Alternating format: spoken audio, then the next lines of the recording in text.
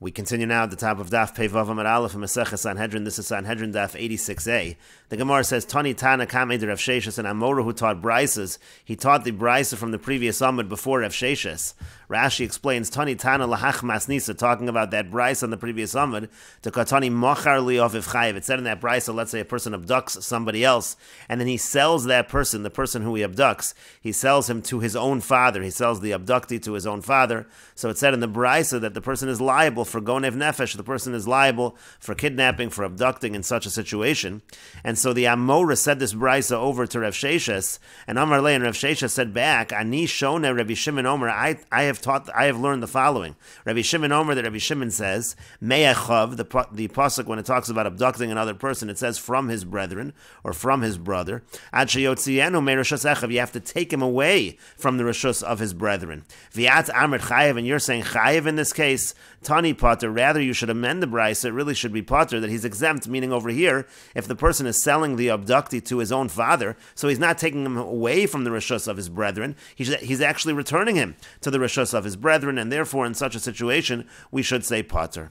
But the Gemara continues, my kushi, but what's the difficulty? Why did Rav Sheshes say you have to amend the brisa? Dilma har Rabbi Shimon har Rabbanan. Maybe what Rav Sheshes was quoting, that was from Rabbi Shimon, but maybe the brisa is the Rabbanan, who says that the brisa has to be Rabbi Shimon.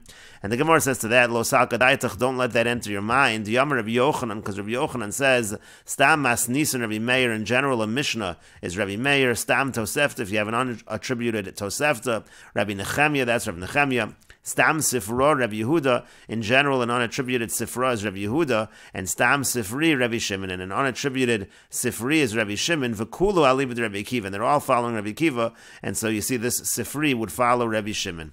And Rashi explains, Stam Sifra, Torah's Kohanim, the Sifra refers to the Brisas of Torah's Kohanim, of Sefer Vayikra. Stam Sifri, that's Sefer Vayedaber, Mishnah Torah. Sifri is referring to the Sefer Bamidbar and Sefer Devarim. V'hai Stama D'chi Motzei Ish B'Mishnah Torah.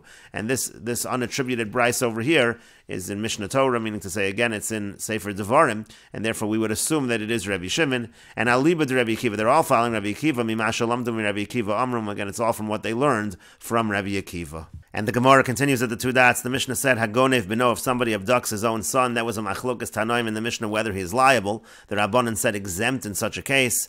And the Gemara says, my time with the Rabbanan, what's the reason of the Rabbanan that they say the person is exempt? Tamar Abaye says, Diyamar Kra, because the pasuk says, Ki motze, the full pasuk is, Ki motze ish gonev nefesh me'echov mi b'nei Yisrael. Again, a person is stealing a soul from his brethren, from b'nei Yisrael, and it says, Ki motze, we learn from that prat lemotze, that excludes the case where it's already motze, he already has access, so to speak, to his son, and therefore that's not considered Ki motze ish, that's why he's exempt according to the Rabbanan. The Gemara continues, Amalei Rapapa li Abaye, so Rapapa said to Abaye, Ela me'ata, but according to that, what about the pasuk which says, Ki motze shochiv im isha be'ulas baal? It talks about a person who commits adultery, and it says Ki motze over there as well. Hachanami over there also, should we say Ki motze prat lemotze, that since it says Ki motze, that would exclude, let's say she was motze, she was found to him. Kagon shel beis ploni, for example, the house of so-and-so. Teshchichon gabayu, let's say it's a house where it's frequent that the married women are over there in the house. Are you going to say such a person is exempt? Hachanami to Petiri, would you say Potter in that case? Amar Le, so he said back to him, Anom even nimtza biyado kamina. What I really was saying was from a different part of the pasuk. It says in the pasuk, V'gonei vishu mecharo v'nimtza biyado. So from that language of v'nimtza biyado, that's prat lemotze. I wasn't really saying it from the words ki motze. And the Gemara continues, Amar Rava says, Hilkach, therefore, Hani Mikri Dardiki, those who teach children, Umasnu Rabbanan, and those who teach the Rabbanan, the scholars, Kimitsuyin Biyad and Damu, so those people are like they're already in their possession, and therefore, Upatiri, therefore, if they would abduct those students, those people would be exempt. And the Gemara continues at the two dots. The Mishnah said, Gonav misha chetzio v'chulu, if somebody steals somebody who's half eved and half free, that was a machlokas tanoim in the Mishnah, whether the person is liable. Rabbi Yehuda says the person is chayiv, he's liable, and the Rabbanan say Potter. And the Gemara says, Tanan Hasam, we learned in the Mishnah over there, Meseches Bava Kama. Rabbi Yehuda says, Ein la'avodim boshes, when it comes to avodim, there is no payment of boshes, there's no payment for humiliation if a person is mevayish and eved. And the Gemara says, my time with Rabbi Yehuda, what's the reason of Rabbi Yehuda that there is no boshes boshes for avodim. Amar Krotz, because the pasuk says ki notzu anoshim yachtov ish v'yachiv. It talks over there about two people who are fighting, a man against his brother. That's talking about a situation where the wife of one of them comes to save her husband, and then she ends up humiliating that person. That's a case of boshes over there. And so we understand from that pasuk misha yesh lo achva, since it uses the word achiv, his brother. It's somebody who has brotherhood, and therefore yotza eved, that excludes a slave, she'ein lo achva. He's not considered to have brotherhood. The point over there is that an eved is not considered his relatives are not considered halachically his relatives, and so therefore he's excluded from boshes.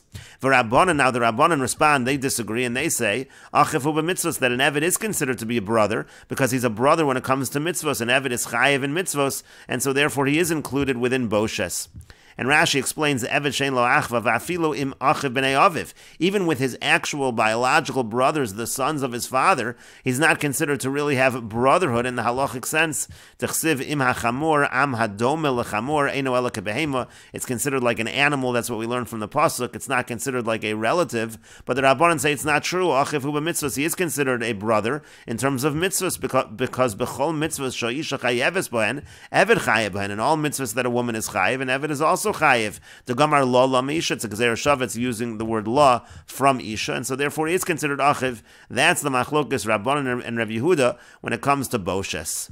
And the Gemara continues, V'hacha hechi darish Rabbi Yehuda over here by a person who abducts a chatzi eved chatzi ben chorin, somebody who abducts a half slave, half free person. So how does Rabbi Yehuda darshan that the person is liable in such a case?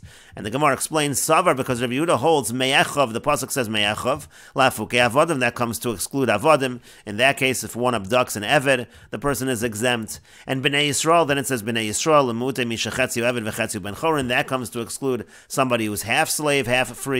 And mi b'nei Yisrael, the fact that it has a mem, an extra mem in the word b'nei Yisrael, mi b'nei Yisrael, again lemute mishachetzi eved v'chetzi ben chorin, that again comes to exclude somebody who's half slave and half free.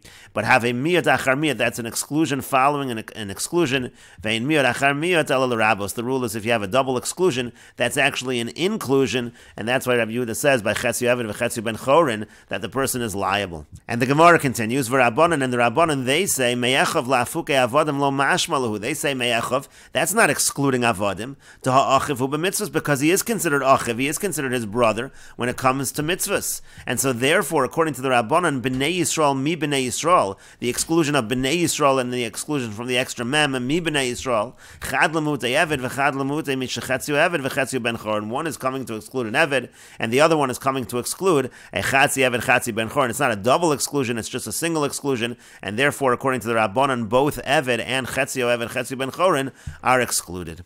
And the Gemara continues, Azhara legonev nefesh minayin. From where do we find the warning in the Torah for somebody who kidnaps, for somebody who abducts somebody else? Rabbi Yoshia says, Milo signov, we learn it from the pasuk of lo signov. And Rabbi Yochanan says, Milo yimachrum em keresavet. It talks about selling the person as a slave. And the Gemara notes, velo pligi, it's actually not a machlokis. Marka chashev lav de genevo, marka chashev lav de mechira. One is just talking about the negative commandment for abducting the person, and the other one is talking about the negative commandment for selling the person as a slave. And the Gemara continues, Tana Rabbanan, the rabbis taught, lo signov, the pasuk says lo signov, begonev nefashos hakasam medaber. The pasuk is talking about stealing people, it's talking about abducting someone, it's not talking about stealing money. Ata omer begonev nefashos oeno begonev mamon. Now you're saying it's stealing people, maybe it means stealing money. And so Amrit, so we say to that, seyu l'man mishlosh esrei midos shatar nidreshes bohen, we can learn it from the 13 rules that we use when we're darshaning the Torah, and one of them is davar halamed mein yana, one of them is that you have to learn something from its context. All of these psukim around lo signov, what are they talking about? Benefashos, they're talking about souls, they're talking about capital cases. Afkan benefashos, so to over here you can assume lo signov is talking about abducting, it's talking about a capital crime. And the Gemara continues, Tanya idach, we learned in another brisa, lo signovu, the pasuk says lo signovu, begonev mamon hakasam medaber, that pasuk is talking about stealing money. Atomer begonev mamon, you're saying it means stealing money, oenu ela begonev nefashos, maybe it means stealing people, maybe it means abducting. Amrit, so we'll say as follows, Tseyu lamad, we should learn mishlosh esrei midos shator nidreshes behen, from the 13 midos that the Torah is darshan with. Davar halamed mein yana, one of them is davar halamed mein yana, you learn something from its context. B'meh hakasam medaber b'mamon, the psukim over there by lo signova, what are they talking about? They're talking about money. Afkan b'mamon, so to over here, it's talking about money. And the Gemara continues, Itmar, it was stated the following, Machlokas Amoroim, Eidei Geneva v'Eidei Mechira b'Nefesh. Let's say you have witnesses that testify that somebody abducted somebody else, and then you have separate witnesses, a separate set of witnesses that testify that he sold the individual that he abducted, Shehuzmu, and then these witnesses are Huzmu, they're falsified. So the question is, do they get the punishment of Kasher Zamam? Because really each set of witnesses only contributed half of the necessary testimony that would have gotten the person killed.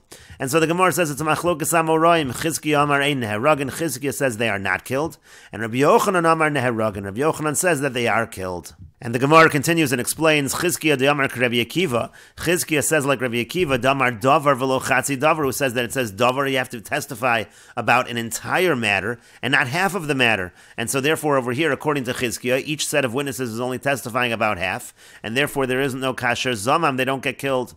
For Rabbi Yochanan Amar, but Rabbi Yochanan Amar Karabanan, but Rabbi Yochanan says like the Rabbanan, D'Amri Davar v'afilu Chatzi Davar. They say it says the word Davar, but it means even a Chatzi Davar, even if it's half of the matter, it doesn't have to be the entire matter, and so that's why, according to Rabbi Yochanan, they are killed in this case. And the Gemara continues, Umoda Chizkiya. Now Chizkiya would admit, Be'edim ha'achronim shel ben Sora u'mora. Let's say you have the later witnesses by a ben Sora u'mora, shehuzmu, and they are falsified, sheneharag, and they actually would be killed. Mitoch sheyecholin lomar harishonim, because the first witnesses can say. And Rashi explains, Rashi says, Pluksad Rabbi Akiva v'Rabbanan b'Baba Basra b'Chezkas Habatim. The Machlokas Rabbi Akiva and the Rabbanan in terms of Chatzi Davar is in Baba Basra, al Pishnayim Edim Yakum Davar v'lo Chatzi Davar, talks about two witnesses for a matter and not half of a matter.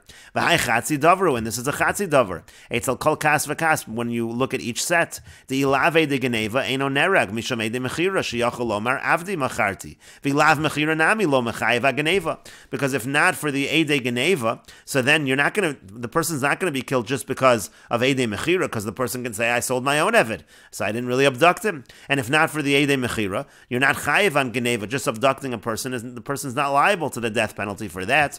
And so therefore, again, it's Chatzi Davar. And Rashi continues that Chizkiya admits by the Eidim Achron of a Ben Sora Umore.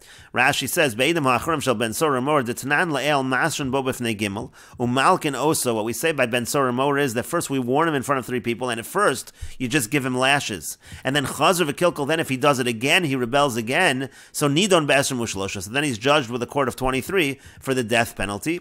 Masrin Bo Aviv Imo B'fnei Hadayonin, his father and his mother, they warn him in front of judges. Ukeshaboin Eidim Rishonim, and when that first set of witnesses comes, Umeidin Olav Shachal Tartim Arbasar Vashasa Chatzi Logyayin, they testify against him that he ate a certain amount of meat and he drank a certain amount of wine, Miganeva that he stole, so Malkinoso, so then we just give him Malkus.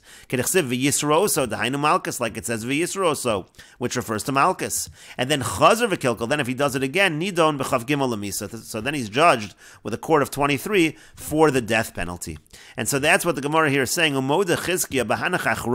So Chizkiya admits by that later set of witnesses that say that he repeated the offense, Sheyidu Shechazer V'Kilkel, that they testify that he again committed the same sin, Shehuzmun Sheneharagin. So if they're falsified, they would be killed. V'lo Amrinan Shechatzi Davar. In that case, we don't say it's Chatzi Davar, that it's half of the matter. Dilav Sadusa Dekamoy Lo Mikdal B'Sadusa Dhani, because you could argue, if not for the first set of witnesses, he's not going to be killed from the second set. Elo Amrinan, but over there we don't say that. Rather, we say over there, Hoel V'yesh Onesh Al Pi Rishonim. Since that first set of witnesses are giving him a punishment of Malkus, Shazel Lok Al Yada, because again the person's going to get Malkus through them. So Sulo Shaicha Hu Sadusa Kamaisa B'Hani Basraisa. So we no longer connect the first testimony with the later testimony in this situation. B'Hani Basroi Kulei Dover Ka'avdi. And so therefore we say that the later witnesses, it's considered they're testifying on an entire matter. And we will continue with this discussion in the next video on Daf Pei Vav Amud Beis.